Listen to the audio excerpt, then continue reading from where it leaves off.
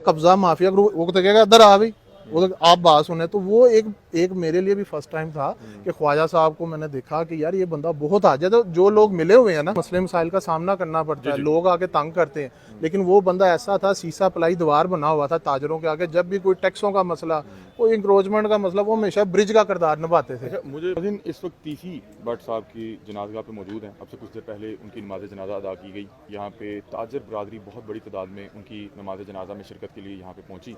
हमारे साथ एक ताजर रहनुमा मौजूद हैं और यहाँ पे गुफ्तगू कर रहे थे बड़े जज्बाती अंदाज में। इनसे बातचीत करते हैं। अस्सलाम वालेकुम। वालेकुम सलाम सर। कैसे हैं जी आप? अल्लाह का शुक्र। अल्लाह बताइएगा क्या सोचते हैं इस हवाले से?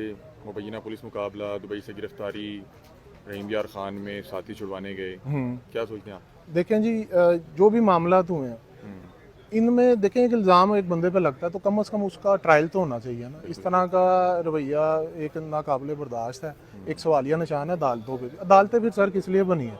अदालत में जाते हैं, अदालत उनको जो मर्जी सजा देती, जो जुडिशरी फैसला करती उसका ताजर बरादरी एहतराम करती, जो एक तरीकाकार है, जो एक कानून है।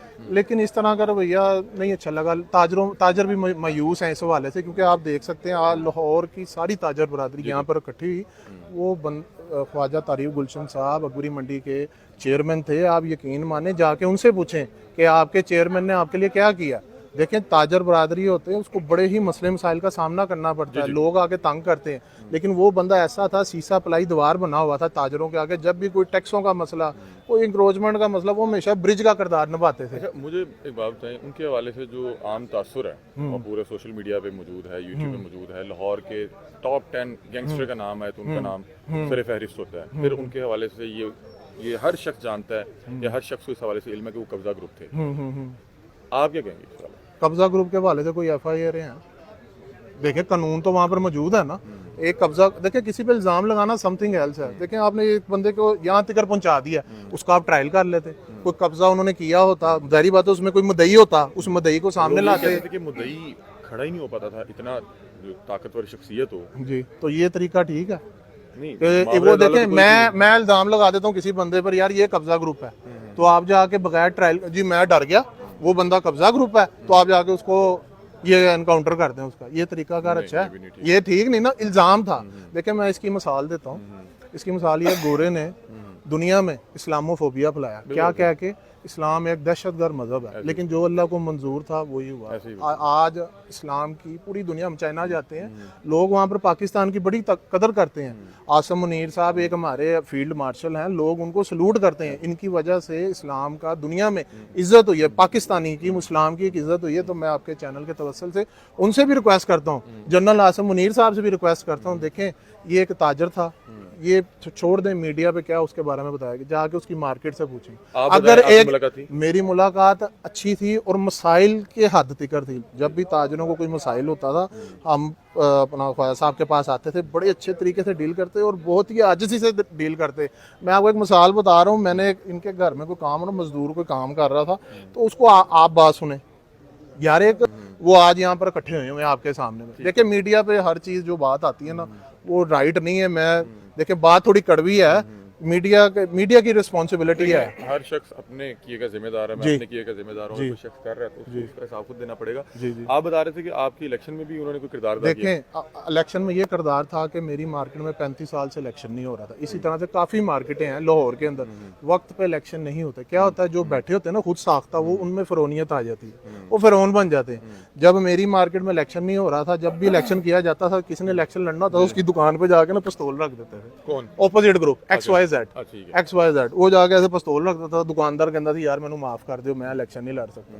तो हमारी जो टीम थी वो इकट्ठी हुई, दुकानदार बंदे इकट्ठे हुए, हमें भी थ्रेट हुई, हमें भी इनके नाम से डराया गया। लेकिन जब मैं इनको मिला, मुझे पता चला यार इससे नफीस बंदा तो कोई है नहीं, ख्वाजा तारीफ गुलशन से ज़्यादा नफीस बंदा कोई है नहीं। मैंने उन ख्वाजा साहब से एक बात की, मैं कहा ख्वाजा साहब अगर मेरा मद्दे मुकाबल जीत गया मैं उसको हार बना दूंगा, अगर मैं जीत गया फिर वो मुझे हार बनाएगा। तो उन्होंने कहा बात तो आपने ठीक की है, इलेक्शन होने चाहिए। और आप यकीन माने पूरे लाहौर में जितनी भी मार्केट हैं, इलेक्शन जहाँ पर नहीं होते, वो ख्वाजा साहब कहते थे यार, आपस में दोनों को बुलाते थे, दोनों को यार इलेक्शन कराओ, मार्केट अल्लाह खुद दुकानदार डिसाइड करेगा। जो डेमोक्रेसी है, जो जमहूरियत है, वो यही है ना। अच्छा, एक चीज़ और बताएं कि मैं सुना कि यहाँ पे एक वो एमएनए की वो भी आप लोग जी करते ओन रहे। चौधरी साहब, ओन चौधरी साहब की ओन यहाँ पे चौधरी campaign- साहब 7 ताजरों का पंजाब का कन्वेंशन इसी जगह पे होया हुआ है। अच्छा। ये ऑन रिकॉर्ड है, ताजरों का कन्वेंशन होया हुआ है, फिर ओन चौधरी साहब का एनए का इलेक्शन हुआ। पूरे एनए में इतना बड़ा प्रोग्राम नहीं हुआ कि जितना बड़ा प्रोग्राम यहाँ पर हुआ, जिसमें ताजर यहाँ एनए में जितनी भी मार्केट है उसके सदूर जनरल सेक्रेटरी, जाहिर बात है यहाँ के दुकानदार इकट्ठे हुए। देखो ना, एक बंदा कब्जा ग्रुप और इनका अपना ताल्लुक भी मेरा ख्याल हुकूमती जमात ही था। हुकूमती जमात से था और बड़ा पुराना तल्लक है। तकरीबन जब से हुकूमत आई 40 साल से ज़्यादा का तल्लक है।